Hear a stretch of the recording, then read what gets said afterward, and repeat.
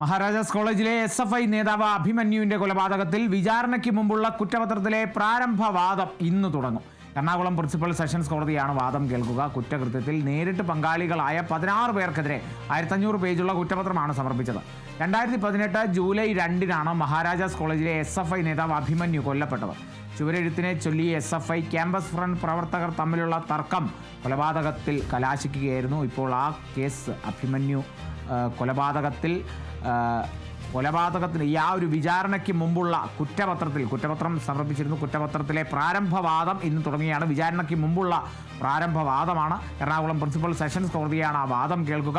1500 പേജുള്ള കുറ്റപത്രമാണ് കുറ്റകൃത്യത്തിൽ നേരിട്ട് പങ്കാളികളായ 16 പേർക്കെതിരെ സമർപ്പിച്ചിട്ടുള്ളത്. ആ സംഭവം ഉണ്ടായത് 2018-ലാണ്. 2018 ജൂലൈ 2-നാണ് ആ ഞെട്ടിക്കുന്ന സംഭവം. ഒരു കോളേജ് രാഷ്ട്രീയത്തെ സംബന്ധിച്ച് മറക്കാനാകാത്ത ഒരു കരിദിനം എന്നൊക്കെ വേണമെങ്കിൽ വിളിക്കാൻ സാധിക്കുന്ന ഒരു സംഭവം കൂടിയായിരുന്നു അഭിമന്യുവിൻ്റെ കൊലപാതകം എന്നുള്ളത്.